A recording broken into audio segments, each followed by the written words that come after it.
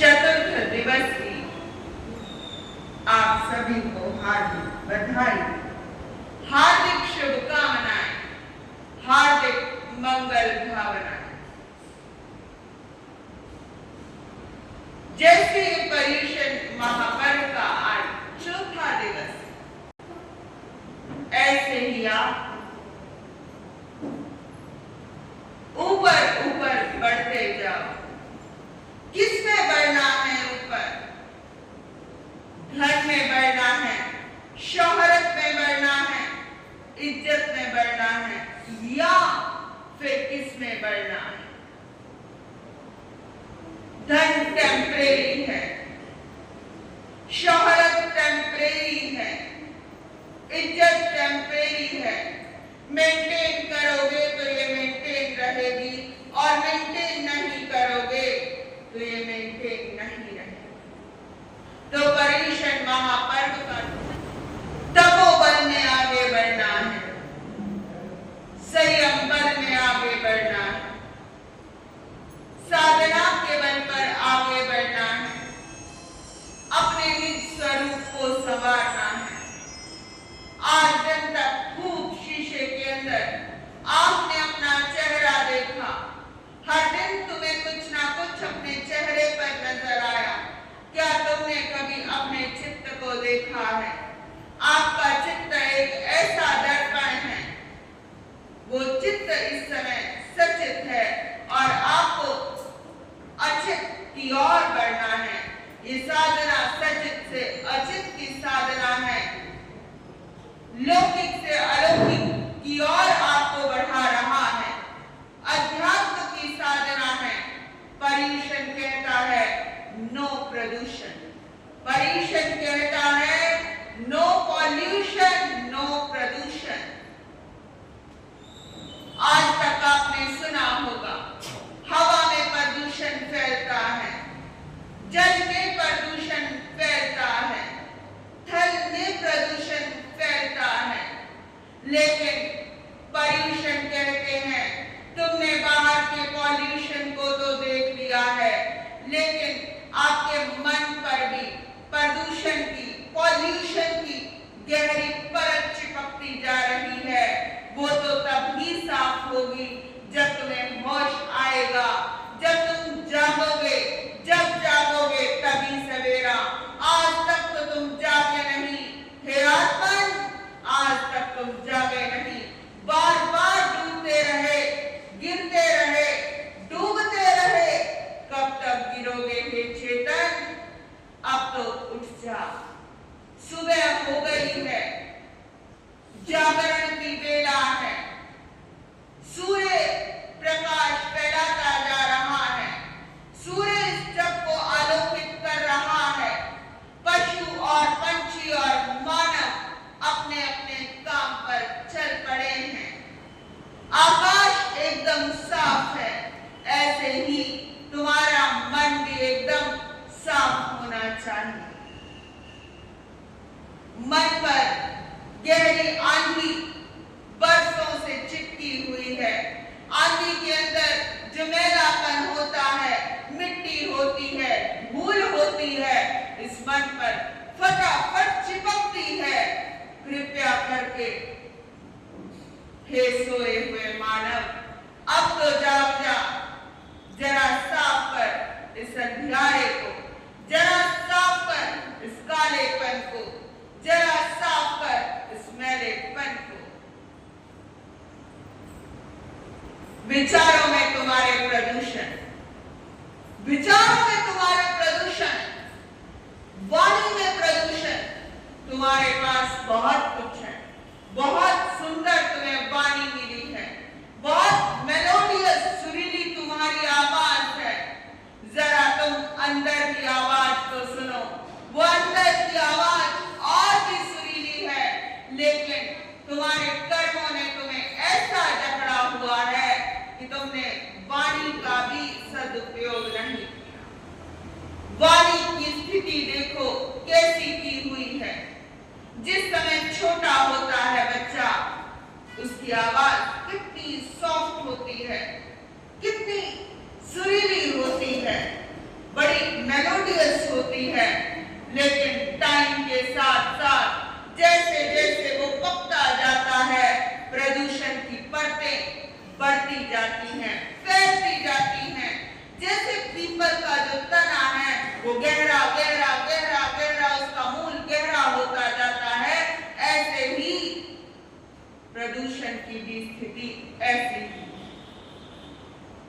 हे चेतन, आज तू संकल्प कर, मैं जब तक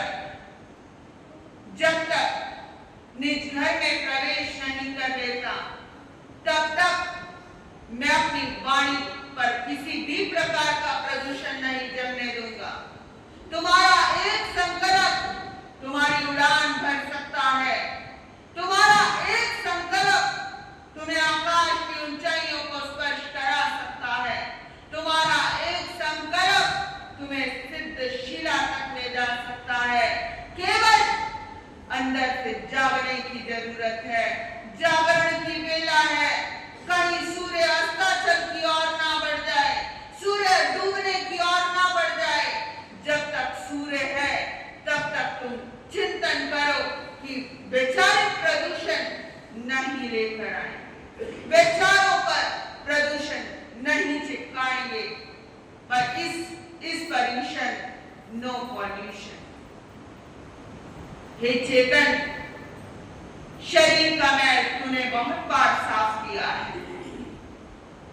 इस हाड़ मांस के पुतले का मैल नित्य प्रति तुम साफ करते हो।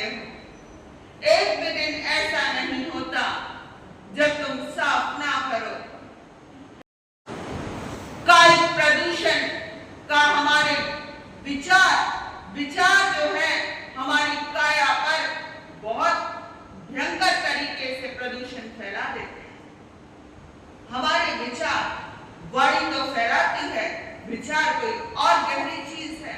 तुम्हारी भावनाएं हैं, तुम्हारी इमोशंस हैं। तुम्हारे ग्लैंड्स पर बहुत भयंकर इफेक्ट पड़ता है। तुम्हारे चक्रास पर बड़ा भयंकर इफेक्ट पड़ता है। तुम्हें अपने चक्रास को क्लीन रखना चाहिए। तुम्हें अपने ग्लैंड्स को प्योर रखना चाहिए। जो तुम्हारे शरीर की, चेहरे की बनावट है, ये बनावट ऐसी नहीं थी। जब तुम एकदम बचपन में पैदा हुए थे, बड़े कोमल था शरीर, लेकिन जैसे जैसे तुम्हारा अंदर का हिस्सा बड़ा सख्त होता रहा और बाहर की जो चमड़ी है वो भी बड़ी सख्त होती है। अब के पॉल्यूशन, नो पॉल्यूशन, मन पर भी प्रदूषण नहीं लेकर आना है। वचन पर भी प्रदूषण का किसी प्रकार का इफेक्ट ना होए। तुम्हारी काया पर भी किसी भी प्रकार के पॉल्यूशन का इफेक्ट ना पड़े। तुम्हारा संकल्प तुम्हारा विकास कर सकता है। तुम्हारी चेतना का तो विकास करेगा ही करेगा, तुम्हारे अंतर का भी विकास करेगा। और तो और इतना ही नहीं, तुम्हारे रिश्तों में भी विकास करेगा, रिश्तों को मेंटेन करेगा, पारिवारिक विकास करेगा, सामाजिक विकास करेगा, तुम्हारा सांस्कृतिक विकास करेगा, तुम्हारी सभ्यता का विकास करेगा, तुम्हारे धर्म का भी विकास। अब मूल पाठ की ओर हम बढ़ते हैं। नमो थूणं समणस्तव्यो महावीरस् ओम गंगौतम गंधराय नमो नमः। श्री सुधर्मा स्वामिने नमः। श्री देवर्षि गणि श्यामाश्रमण नमो नमः। पावन पंच प्रवेशी नित्य नमो शीश ज्ञान ज्योति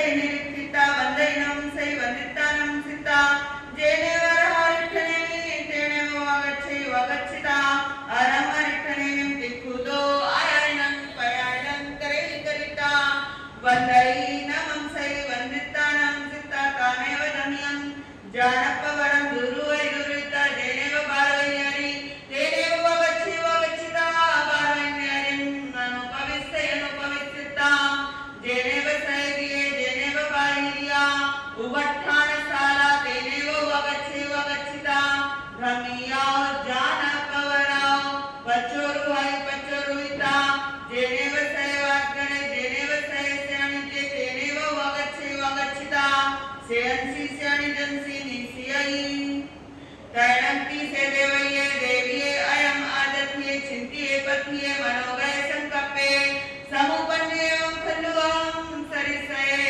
जावनं कुबेर समाने सत्तपुते पयाया नोचेवलंगये एगस्सवि बालत्तनये समणुभुवे एसवियलं कन्हे वासुदेवे क्षणं मासनं मम अन्त्यं पाया वन्दये हवमागच्छे क्रमदन्नानं ताओ अम्मया पुन्नानं ताओ अम्मया कये पुन्नानं ताओ अम्मया कये लक्षणाओ नं ताओ अम्मया जासिमन्ने नियागा कुछि संबुयायन थाण दुद्धा दुद्यायन ममुरा सामुल्लावयायन मम्मरा पजंपियायन थाण मूल कक्ष देशभागम अभिसरमायन मुद्यायन पुनोया कोमल कमलोगमें हथें गिन्योण उच्छंगे निवेश्यायन देवती समुलावये सोमौरे गुणपुन्न मंजुलप्पवनिये आहं नंगदन्ना आपुन्ना आख्यापुन्ना आख्यालक्षणा एतो एगयाराममि नमपत्ता ओहे जावधियायै इमं चरं से कने वासुदेवे राय जब विभूषिये देवये देविये पाय वंदये हवमागच्छे तैनं से कने वासुदेवे देवयं देवीं पासै वासिता देवये देविये पायागानं करि करिता देवयं देवीमेवं व्यासि अन्यानं अमो तुभे ममं पासिता हतविठा जावा भवः किन्नं अमो अजतुभे ओयमन संकप्पा जावधियायः तैनं सा देवै देवी कनं वासुदेवमेवं व्यासि एवं खल्वं पुत्ता सरिसे जावनल कुबेर समाने सत्तपुत्ते क्रियाया नोचेवनं मय एगस विबालत्तने अनुभुवे तुमंबि अनंकुत्ता छन्नं छन्नं आसनं मम मन अतियं पाय वंदये हवमागच्छसि तमदन्नानं ताओ अम्मयाव जावधियामि तैनं से कन्ये वासुदेवे देवैं देवीमेवं व्यासि माणं तुभे मोया मणसंकप्पा जावधियाय अहनंगता जत्तिसामि जहानं ममं सहोदरे कणियसे भावे भविष्यति कट्टु देवैं देवीं तायं मिठायं जाववग्गोयं समासासे समाससिता तो पड़े निखमिता जेने कोसशाला तेने वगच्छे वगच्छिता जहावो नवरं हरिणे गणेशिस अठंबतं पगड़ै जावंजलिं कट्टु एवं व्यासि इच्छामिनं देवानुपिया सहोदरं कणिय संभाव्यं विदिनं तैणं से हरिणे गणेशि देवकर्णं वासुदेवमेवं व्यासि ओहीनं देवानुपिया तब देवलोय छुए सहोदरे कणियसे भवे से नको मुक्कबाल भावे पत्ते अर्हवरिठने संतियं मुंडे जापवै सई कनं वासुदेवं दो चंपी तच्चंपी व्ययिता जामेव दिसं पाऊ हुए तामेव दिसं पड़ गए तैणं से कन्ये वासुदेवे कोसशालाओ पड़ी निखमिता जेनेव देवैं देवीं तेनेव वगच्छे वगच्छिता देवये देविये पायगानं करे करिता एवं व्यासि होहीनं अमो ममं सहोदरे कन्यसे भवेति कट्टु देवैं देवी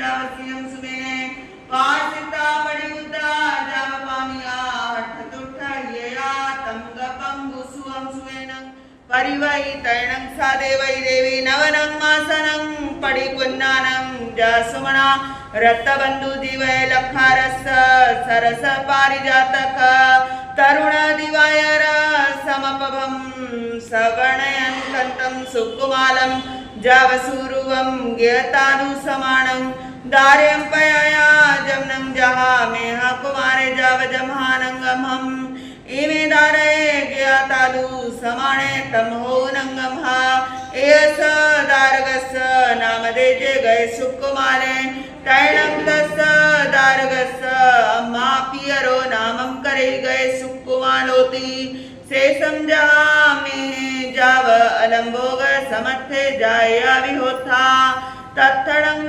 बारवैये निहरिये सोमिले नाम माहणे परिवसई अड्डे रियुवेय जावसु परिनिट्ये या विहोता तस् सोमिल माहणस सोमसीरी नाम माहणी होता सुकुमाल जावसुरुवा तस्सरंग सोमिलस दुया सोमसिरिये माहनीये अत्यया सोमा नामं दारिया होता सुकुमाल जावसुरुवा रुवेनंग जोवन्नेनं लावन्नेनं उकिठा उकिठ शरीरा यावी होता तैणं सा सोमादारिया अन्याख्यं नहाया जाव विभूसिया बहुएं खुजाएं जाव परिखिता सयाओ गीहाओ पड़ी निखमिता जेने वराय मग्गे तेने वागच्छिता राय मगन्सी कनगतिन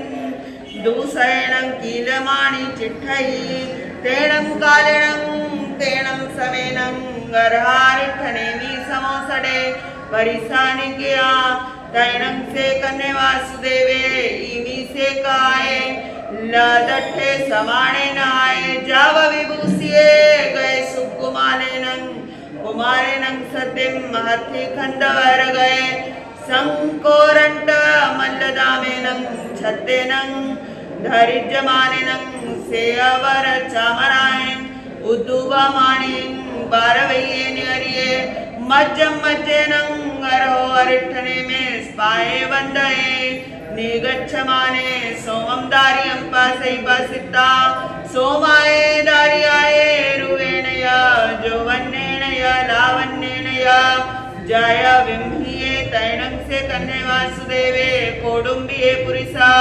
सद्दवेयि सद्दवित्ता एवं व्यासी गच्छनं तुभ्ये देवानुपिया सोमिलं माहणं जायिता सोमं दारियं गिणाई गिनेता कनन्ते उरंसि पक्षिवा तैणंगे सा गए सुकुमालस कुमारस वारिया भविष्य तैणं कोडुम्बिये पुरिसा जाव पच्चा पीणन्ति तैणं से कन्ने वासुदेवे बारवैये निहरिये मज्जं मज्जेनं निगच्छिता जेनेव संभवने उज्जाने जाव पज्वासई तैणं गर्हारिठनेमि कनहस वासुदेवस्सा गए सुकुमारस कुमारस तीसेय धम्मं कहि कन्हे पड़ि गए तैणं से गए सुकुमारे अर्हव अरिठने में संतियं धम्मं सोचा जमनवरं अम्मा पियरं आपुच्छामि जहाँ में हो मिहिनी आवचन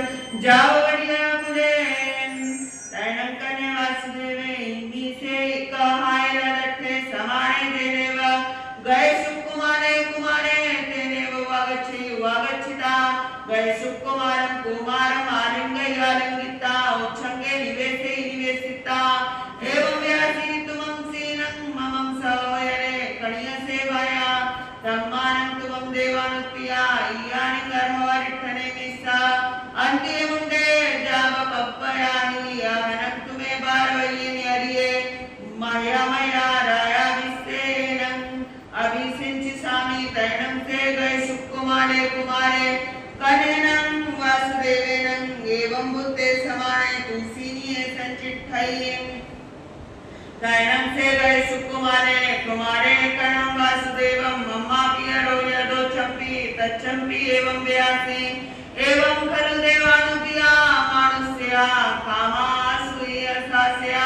वत्ता सवा खेला सवा जावा विपर्जहि अव्वा भविष्यन्ति तमिच्छामि नन्देवानुप्रिया तुबे मबनुनाय समाने अर्हवाय खने में संति जावा पवैतये तैणं तम गए सुकुमार कुमारं कन्या वासुदेवे अम्मा पियरो यजानेनो संशयन्ति बहुयायनुलोमायं जावा आगवित्तये ताहे अकामायं चेव गए सुकुमारं कुमारमेवं व्यासितं मिच्छामनुन्ते जाया एक दिवसमभिरजसीं पासितये तैणं गए सुकुमारे कुमारे कन्नं वासुदेवं अम्मा पियरं च अणुवर्तमाने संचिठै जावनिखमनं जाहा महाबलस जावतमानाय तहा जाव कुमारे अनगारे जय दिया समिये जावगुत्तमं बयारि एणमेव निगन्ध पाव्यनं पुरौ काम विहरै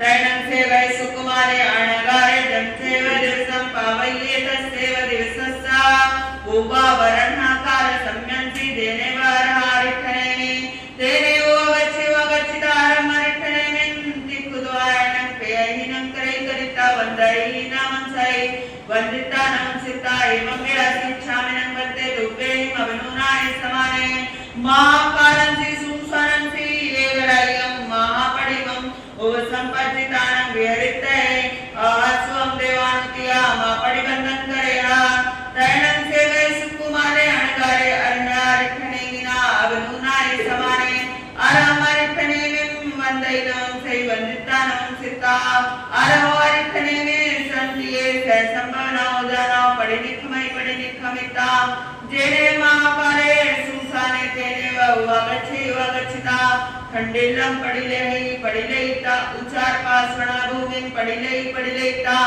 ईसिं पवारगणनं कारणं जावदो विपाये साहटुवे गरायं महापडिनो उपसंपत्तितानं विहरै इमं चरं सोमिने माणे सामिने रस अर्थाय बारवये न्यरियो वैयाकुपनिगये समिहाव यदपेय कुसेया पतमोडं यगने गिन्हिता तव पडिनियत्तै परिनिवर्तिता महाकालस सुसणस अरूरसामन्तेन बीवैमाणे संजकाल सम्यंसि परिव पवीरल मनुस्संसि गए सुकुमारं अणगारं पासिता तंबेरं सरिता सुरुते रुठे कुपिये चंडिकिये मीसे माणे एवं व्यासे ऐसनंगो सेवे कुमारे अपत्ये जाव परिवद्ये जेनं मम दूयं सोमसिर्ये भार्याय अत्तयं सोमं दार्यं आदित्य दोषपयं कालवर्तेन विपर्जहिता मुंडे जाव पवये तं सेयं खलु मम गए सुकुमारस् कुमारस्य वेदनिज्जायनं करित एवं संपेता दिशा पडिलेहनं करिता सरसं मठ्यं गिरहिता जेने गए सुकुमारे अणगारे तेने वगच्छिता गए सुकुमारस अणगारस मठये मठियाय पारं बन्दिता जलन्ति ओचियाओ फुल्लिया किंसूया समाने खैरंगारे कालेनं गिनहिता गए सुकुमारस अणगारस मठये पक्षिवै पक्षिविता भियेतस्ये उविके संजाये भये तौ क्षिप्पमेव अवक्कमिता जामेव दिशं पौभुवे तामेव दिशं पडिगये तरणं तस्य गए सुकुमारस्य अणगारस्य शरीरेंसि वेयना पौभूया उज्जराजाव दुर्यासा तरणं से गए सुकुमारे अणगारे सामिलस्य महानस्य मनसावे अपदुस्समाने तमुजलं जावदूर हियासं वेयनं अय्यासे शिर्यागने दिव्ये पणते दंजा सुतागने अर्थागने तदुव्यागने अवा शिर्यान के विषय में जो कोई अतिचार लगाते में आरो जम्बाय जम्बच्चा में नियम मीनखरम चक्रम पैरम विनेहिनम जोगिनम गोस्तिनम सुट्टु दिनम दुट्टु बड़िच्छम काले को सजाओ, काले को सजाओ, असजये सजयं सजयं न सजयं, बनताम कुंताम विचारताम ज्ञानवंत पुरुषों की अभिनय साधना की हो तो दसमिच्छामि डूबतों को पार लगाया है भगवान तुम्हारी वाणी ने, डूबतों को पार लगाया है भगवान तुम्हारी वाणी, तीरथों को पकड़ उठाया है भगवान तुम्हारी वाणी ने। द्वारा आश्रित पथ ने उन्हें जिंदा रखा और हमेशा रखेगा जिंदा। आगे चौथे वर्ग में वर्णन चलता है। वसुदेव राजा धारिणी रानी के पुत्र जाली कुमार हुए। युवावस्था में 50 राजकन्याओं से शादी हुई। प्रभु अरिष्ट नेमि की वाणी सुनी, वैराग्य हुआ।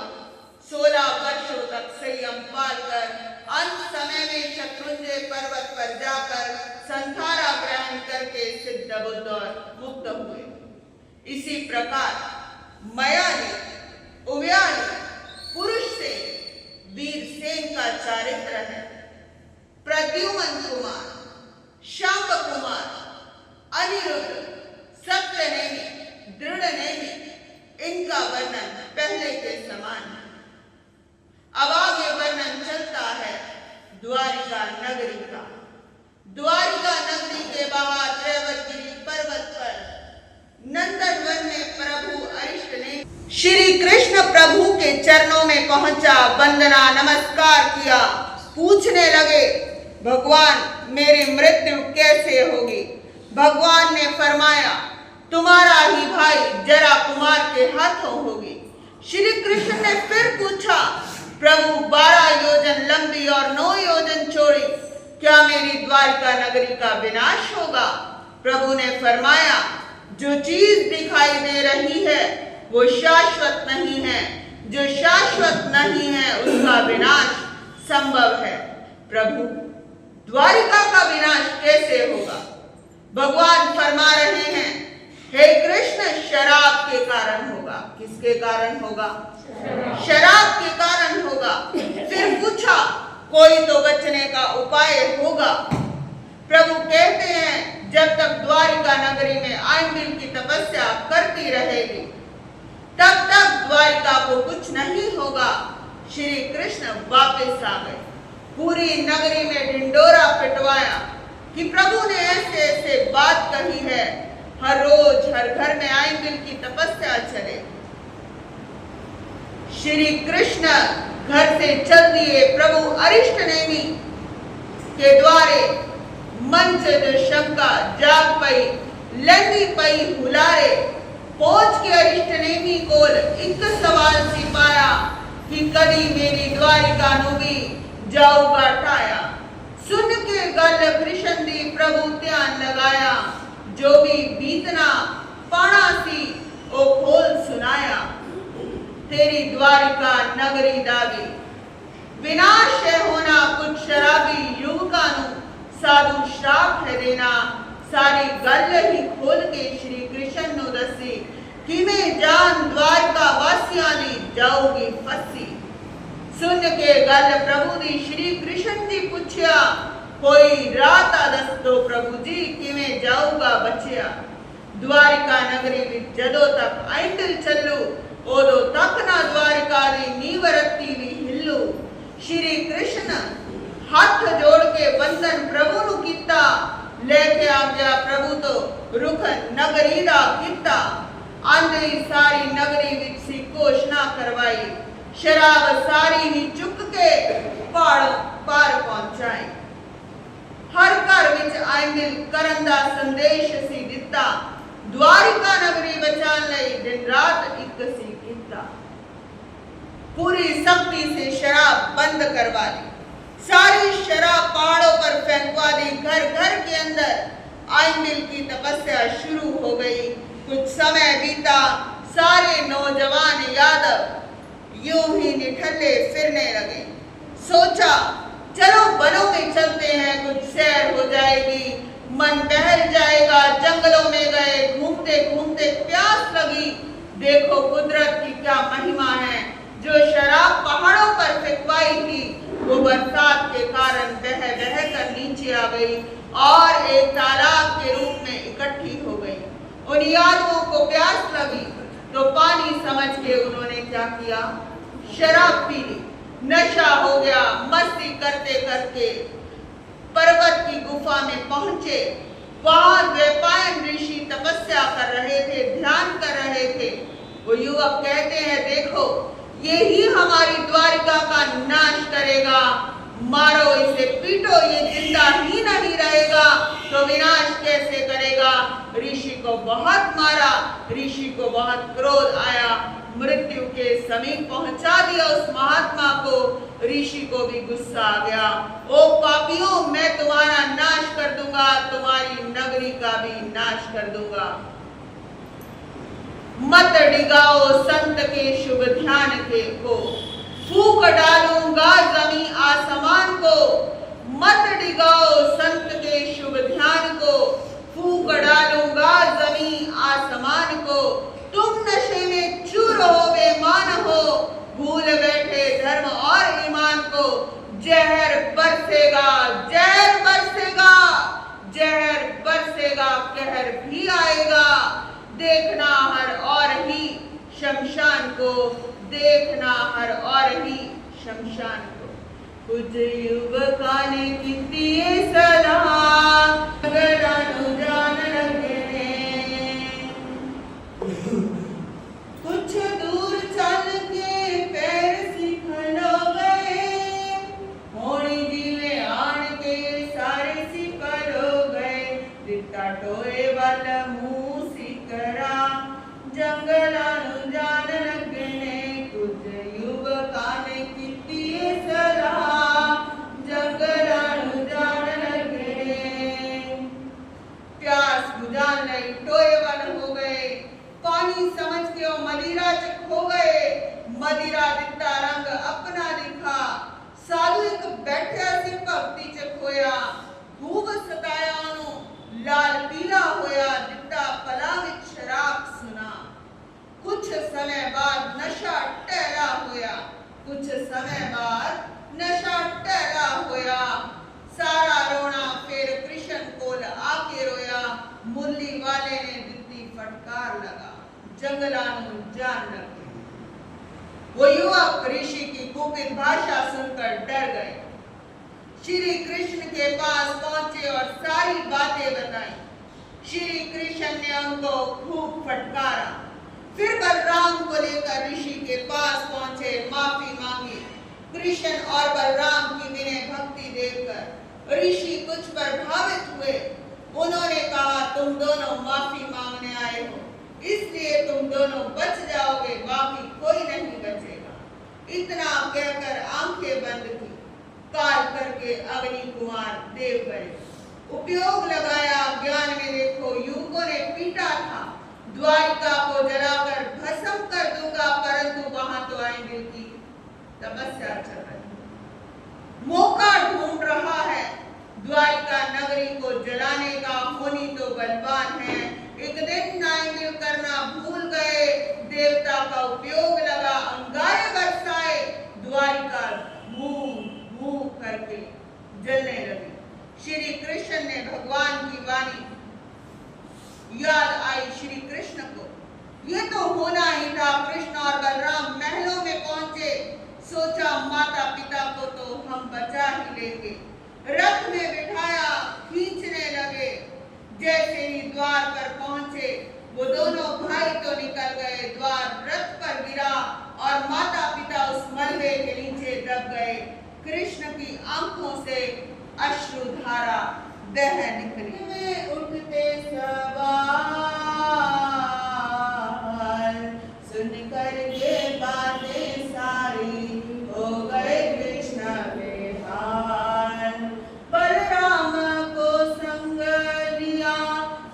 जंगल का रुख था किया, पहुंचे वहां पर साधु के पास, जहाँ था सब कुछ हुआ। पैर पकड़ के उस जोगी के करने लगे गुहार। सुन करके बातें सारी हो गए कृष्ण के हाल। सुन करके बातें सारी हो गए कृष्ण के हाल। माफी दे दो मुनिराज हमको, हाथ जोड़े खड़े, पाप किया है उन द्रोहियों ने, दोनों चरण में पड़े। द्वारिका चल जाएगी, हो जाएगा विनाश। सुन करके बातें सारी हो गए धन्यवाद। सुन करके बातें सारी हो गए कृष्ण बेहाल।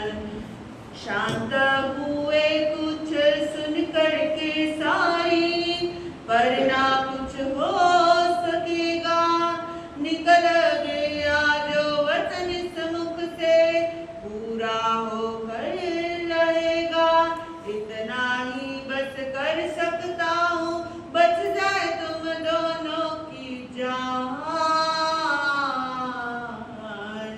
सुन करके बातें सारी कृष्ण हुए बेहाल। सुन करके बातें सारी कृष्ण हुए बेहाल। खूब मनाया कर कर के विनती, पर सब हुआ था फेल। ना चल सकी होनी के आगे, उसने दिखाया खेल। सुन करके बातें सारी हो गए कृष्ण बेहाल। सुन करके बातें सारी हो गए कृष्ण बेहाल। आंखों से अपनी मंजर को देखा, आंखें नम हो गई। जाने लगे माँ को बैठा कर, रथ पे दीवार ढह गई। कर ना सका वो माँ के लिए कुछ, माँ ने त्यागे प्राण। सुन करके बातें सारी हो गए कृष्ण बेहाल। सुन करके बातें सारी हो गए कृष्ण बेहाल। क्या अब करें कहाँ पग धरे, मन में उठते सवाल। सुन करके बातें सारी हो गए कृष्ण बेहाल। दोनों भाई द्वारिका को जलते देख रहे हैं। सभी अरमानों पर पानी फिर के आपने हाथों से नगरी बसाई थी। दोनों पांडवों की राजधानी पांडु मथुरा की ओर कदम बढ़ा लेते हैं। रास्ते में श्री कृष्ण को प्यास लगी, भाई को लिटाकर बलराम पानी लेने चल देते हैं। उधर जंगलों में जरा कुमार भटका जा रहा था। श्री कृष्ण के पैर में पद्म का निशान था, वो चमक रहा था। जरा कुमार ने सोचा हिरन है, सोचा हिरन है। श्री कृष्ण कहते हैं तुम्हारा दोष नहीं, तीर चला दिया, कृष्ण को लगा। जरा कुमार ने जाकर देखा, ये तो भाई श्री कृष्ण है, मुझे माफ कर दो, मैंने सोचा हिरन है। श्री कृष्ण कहते तुम्हारा दोष नहीं है, भगवान की वाणी गलती नहीं हो सकती। मेरी बात मानो, अब तुम यहाँ से चले जाओ। बलराम आया तो तुम्हें जिंदा नहीं छोड़ेगा। नहीं भैया, ऐसी हालत में मैं आपको छोड़कर नहीं जाऊंगा। श्री कृष्ण कहते हैं जाओ, मैं नहीं चाहता कि यादवों का वंश खत्म हो जाए। पांडु मथुरा में बुआ कांति के पास चले जाओ। श्राप जो बलवान हो गया, श्राप जो बलवान हो गया।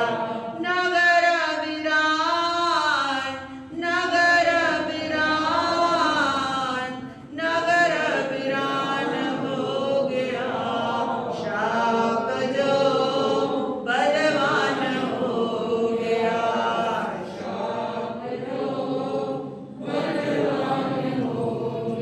खत्म हुई अब सारी कहानी, आंखों से छम-छम आंसू बहते, कदम बढ़ा लिए बन जाने को, दशा वो अपनी किससे कहते। जाते जाते वन के अंदर श्री कृष्ण को प्यास ने सताया। बलराम भाई गए पानी लेने, उनको वृक्ष के नीचे सुलाया। ऐसी घटना घटी वहां पर, कुदरत ने सब करके दिखाया। पैरों में देखा पद्म चमकता, जरा कुमार ने बाण चलाया। कुदरत के रंग ये न्यारे, तीरा लगा था पैर में जाकर, वही सो गए सदा की निद्रा।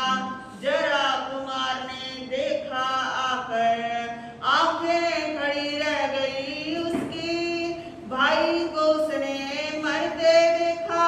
बोला भैया मैंने बाने, हिरन समझकर था फेंका। श्री कृष्ण जी बोले उससे, ये सब तो होना ही था। कहा था जो भी भगवान ने, तेरे हाथ से होना ही था। तुम चले अब यहाँ से जाओ, बलराम अभी आता ही होगा, उससे अपनी जान बचाओ। गर उसको ये भनक लगी तो तुमको यहीं पे मार वो देगा। मैं नहीं चाहता वंश खत्म हो, तुमको यहाँ से जाना होगा। सारा जहान लुट गया, श्राप जो बलवान हो गया, श्राप जो बलवान हो। सारा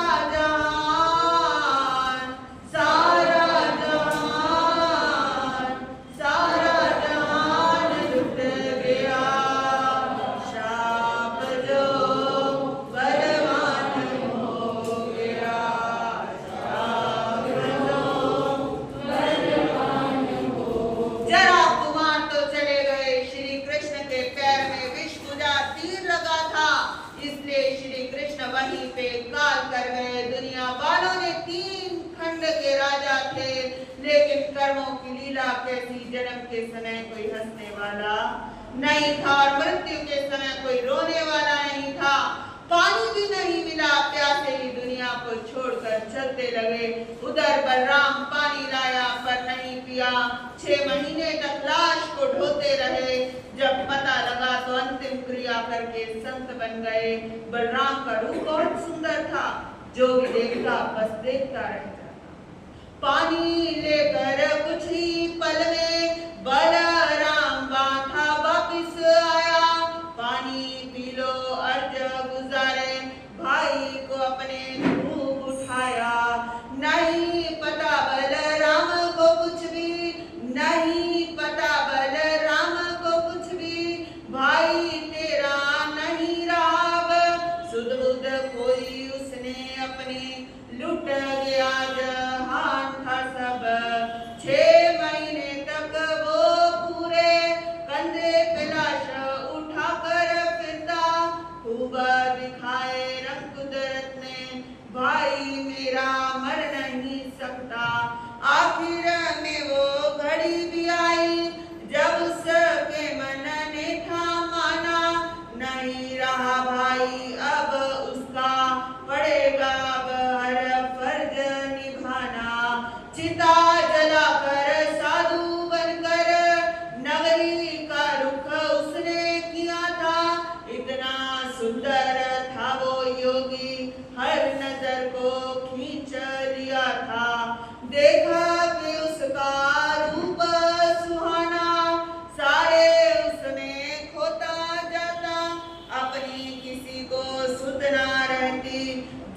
पे वो नजर टिकाते।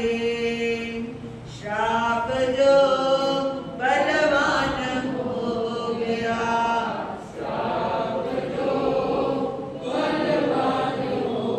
सारा जहान, सारा जहान, सारा जहान लुट गया। श्राप जो बलवान हो गया, श्राप जो भाई की मृत्यु से वैराग्य हो गया। दीक्षा लेकर गोचरी के लिए नगरी में पधारे।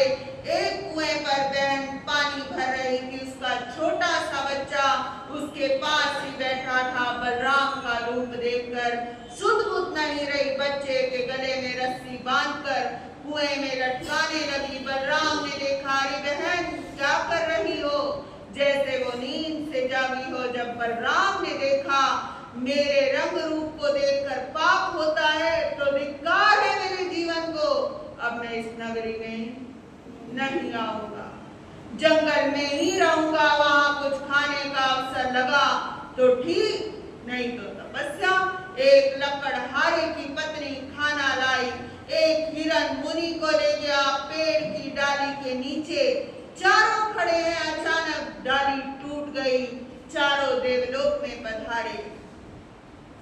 नहीं आऊंगा अब नगरी में, बलराम ने ऐसी मन में ठानी। जंगल में अब जीवन कटेगा, चाहे मिले ना मुझको पानी। फिर जंगल में आके उसने वहीं पर था डेरा लगाया।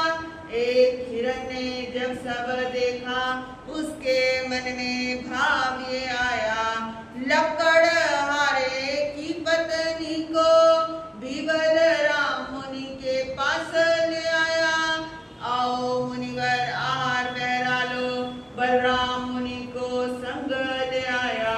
उस वृक्ष के नीचे होकर लगे वो मुनि को आहार बहराने।